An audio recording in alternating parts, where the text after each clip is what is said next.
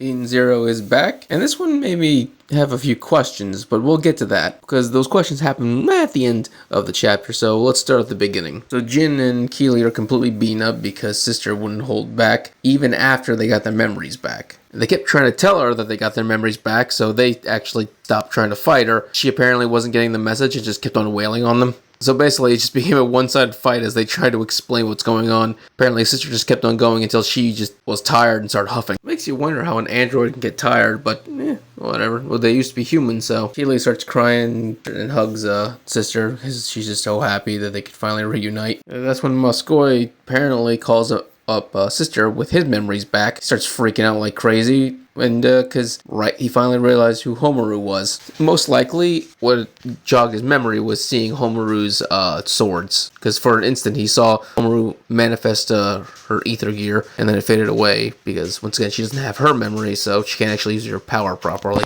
Most likely, the way to jog Homaru's memories for her to interact with Valkyrie, or even see Valkyrie, really. So Nero's as smart as ever. He quickly figures out that Shiki is the boy that Ziggy adopted, and that Ziggy also used his gravity to make his wormhole fall into him, which is what he did, and then he just gave it to Shiki. So yeah, he pretty much just put 2 and 2 and 2 together real quick like that.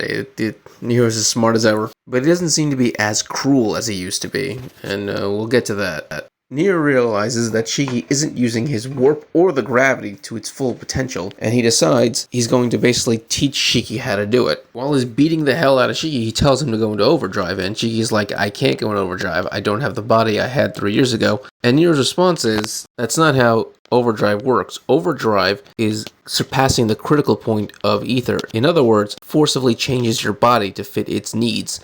In other words, there's more than one form of overdrive, so even though he can't use the one he had for 3 years into the future, then his current body can create its own overdrive that it can be compatible with. Takes this advice and decides to go into the Ziggy route, where he transforms his body into Ziggy, like straight up overdrive Ziggy. And this is somewhat of a hint that Shiki apparently has memories of all 3 timelines. So he isn't just Shiki of timeline 3, he's of Shiki of timeline 1, 2, and 3 all in one being. With this, he's able to one-shot Nero. Well, sort of one-shot. Nero's still conscious. He just basically gave up and he's done. And the reason why he's happy about this is because he thinks Shiki now has the power to take down his son. Because he thinks his son is a tyrant.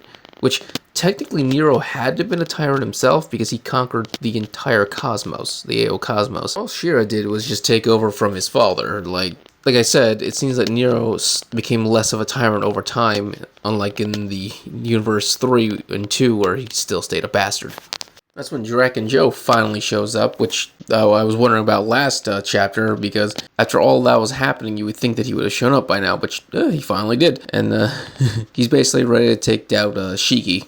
And seeing Draken Joe, this unlocked 2 memories from Shiki. One, where he offered to become friends with Draken Joe, and the other, where he denied Shira's friendship. Okay, this is a big deal, because like I said, this means he has memories from all 3 universes, because the Shiki that said that was Shiki 1, because literally right after that, Draken Joe killed that Shiki.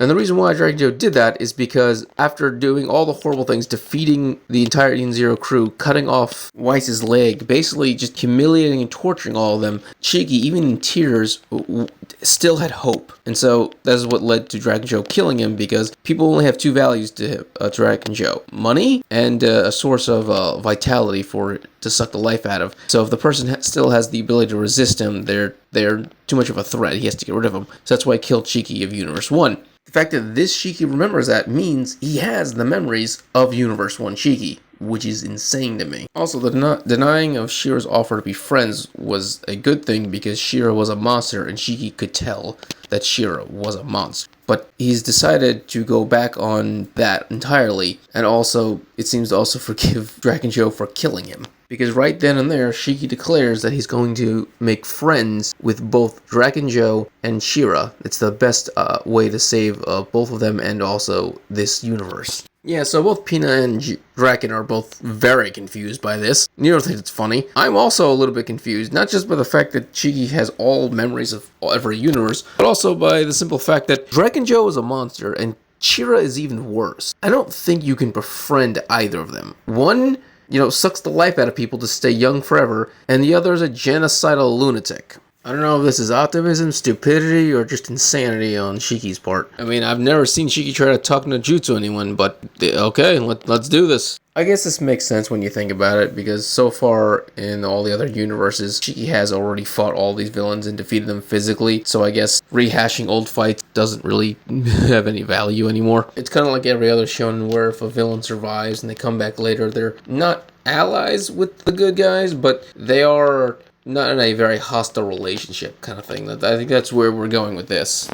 But hey, if it works, it works. That's really all that matters. All you gotta do is just get Dragon Joe to stop sucking the life force out of people. That's really the main thing. And if that doesn't work, you can still just punch him in the face. Alright, if you enjoyed this, please subscribe, give us a thumbs up so you can enjoy more Eaton Zero and other anime things. Thank you, and have a great day.